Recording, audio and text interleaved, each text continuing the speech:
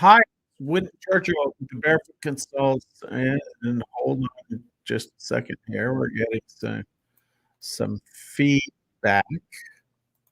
Let me turn this.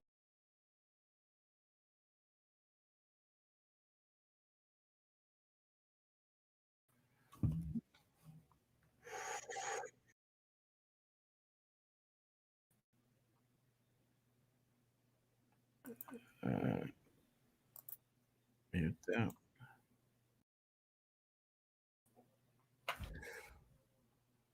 There we.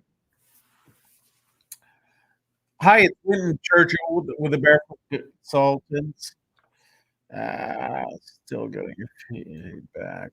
Hold on a second.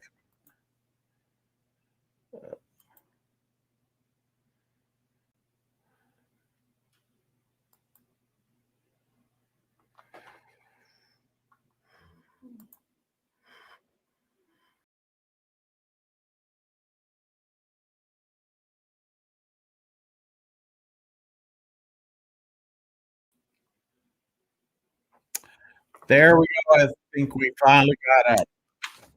All right. Today we're going to be talking about 5 healthy habits. No, we don't have it. All right. Just apologize for this. The-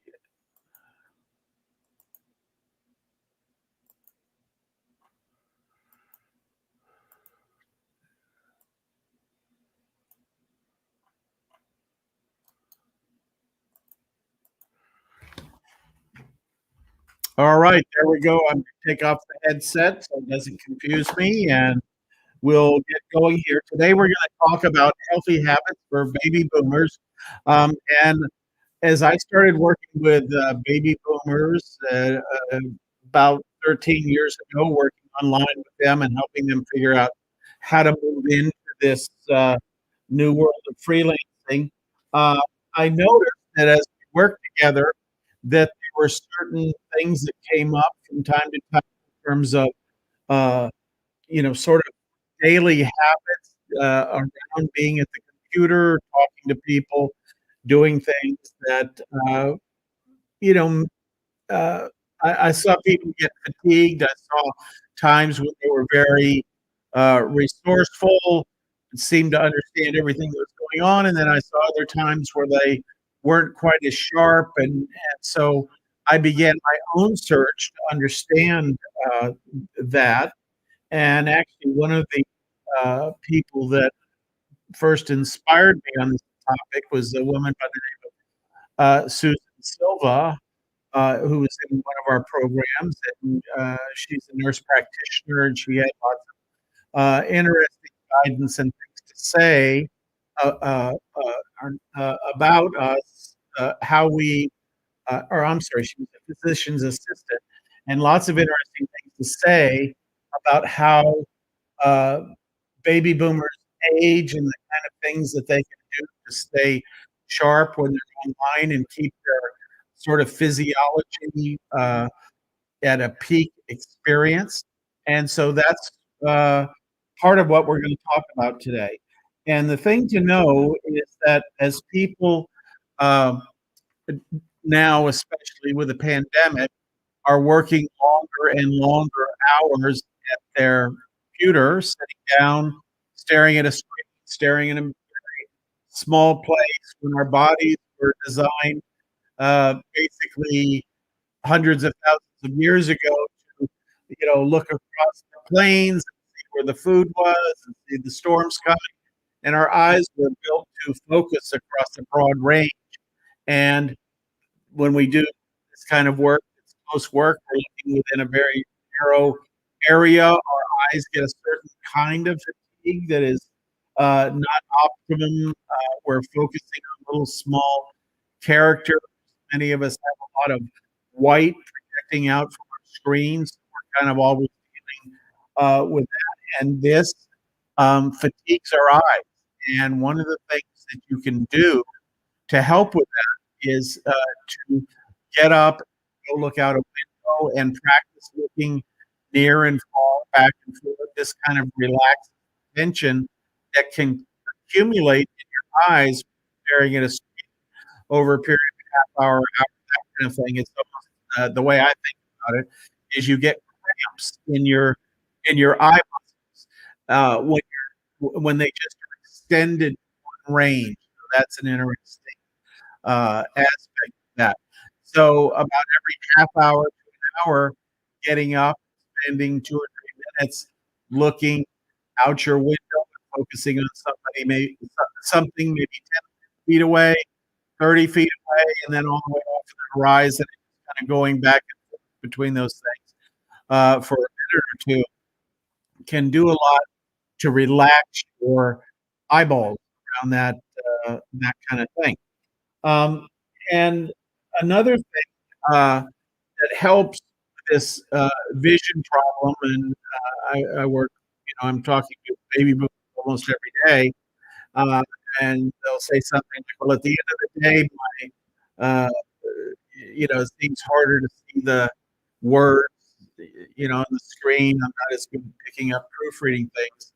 And one of the things to know is that getting a bigger monitor can be a big help. And now that the cost of these monitors have come down, you can have 21-inch and 31-inch and even 40-inch type monitors uh, up on your screen. So it gives your neck a more natural movement as you're looking across your screen. How everything can be a little uh, bigger and uh, also a little bit easier on your eyes. So you might want to think about a large monitor. Now, many people are going to two monitor systems so they can, sort of segment one set of things on one monitor, one set on the other, and they have that full workspace to work with. There's been a lot of research over the years on the value of having large screens are more productive, especially if you have two screens. You can be, I think one study I saw was as much as 41% more productive because you're not spending a lot of time trying to squeeze things onto your screen. This is especially helpful in a lot of the work that we do where we have to compare documents and that kind of thing. So that would be a an example of that. Uh, let's see. Um, the other big thing, you all have become aware of this in the last few years, certainly with the pandemic, this is a big thing for us, but we're all sitting a lot more, because of uh, going outside restrictions and social distancing restrictions and things like that. We see a lot of people just sitting at their computer for longer periods of time. Many people are working at home at their computers for extended periods for the very first time. So this is something else to see.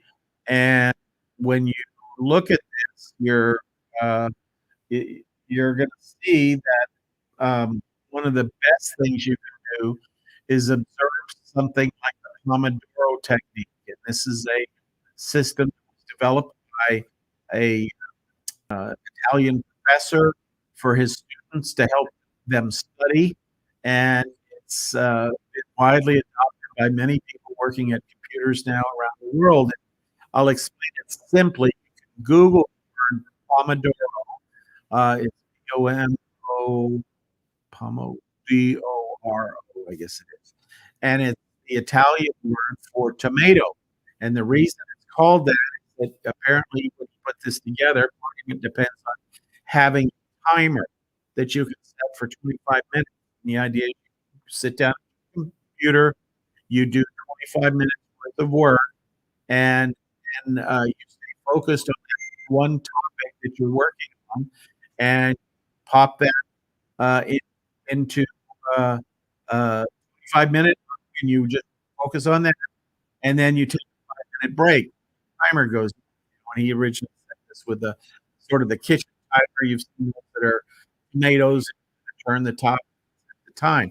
So of course now lots of apps and free that you can use the Pomodoro technique, and this is one of the best ways to counteract fatigue from sitting.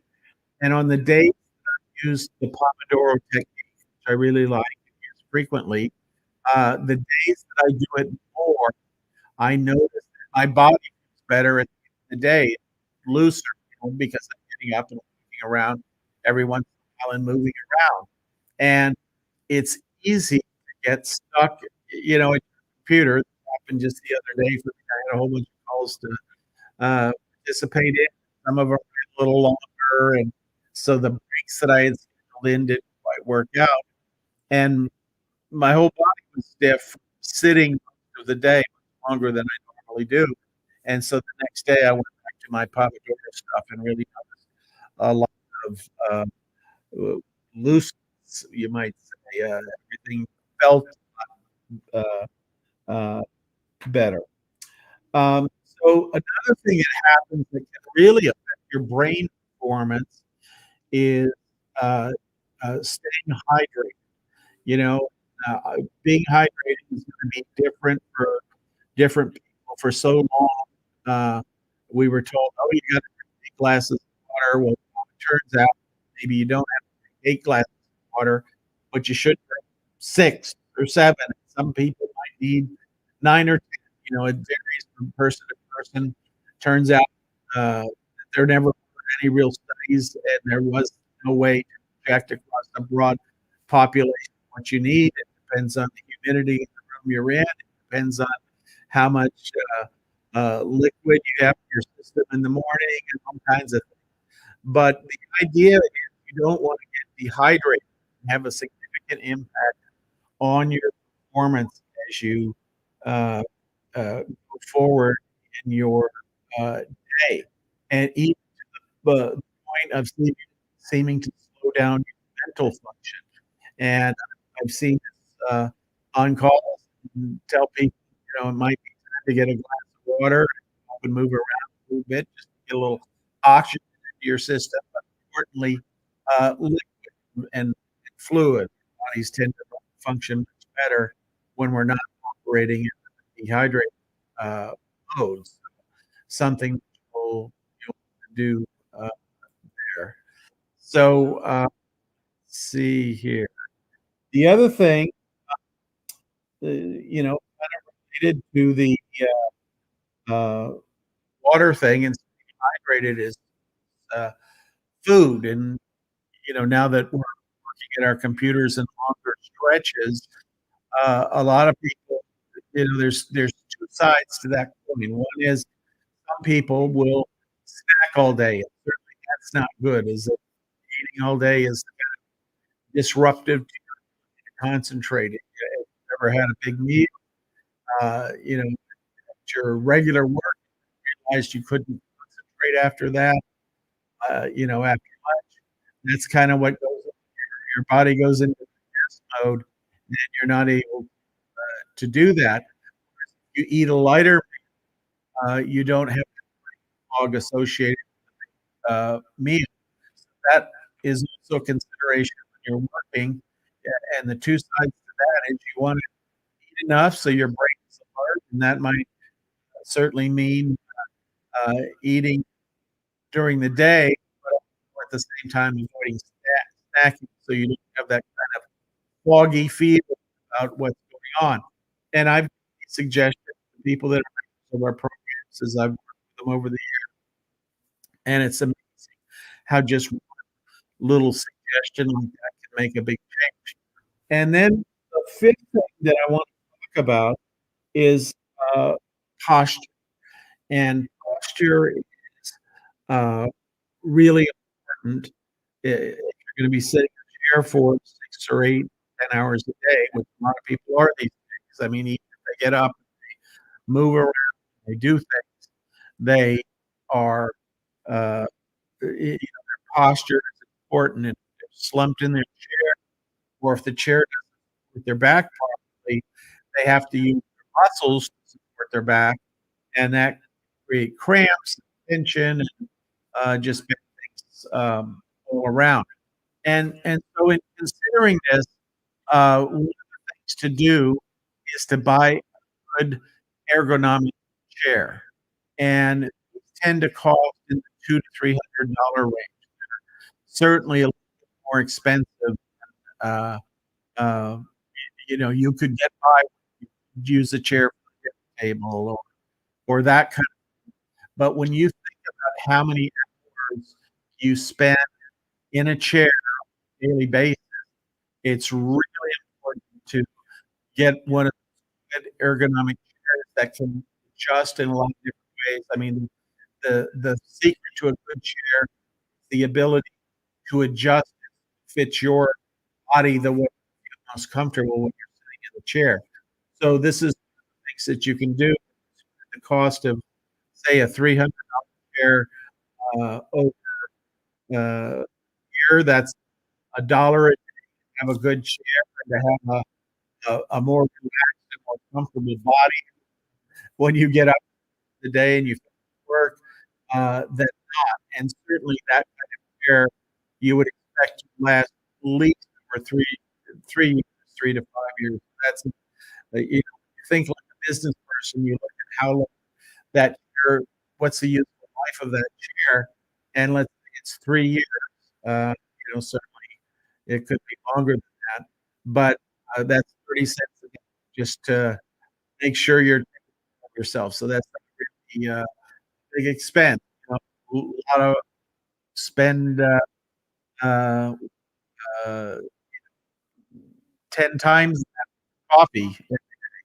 so, it's, certainly, an adequate, expense there. We do have a problem today with chat coming through, so I'm not seeing any, chat messages, so don't know that we'll be able to do that today.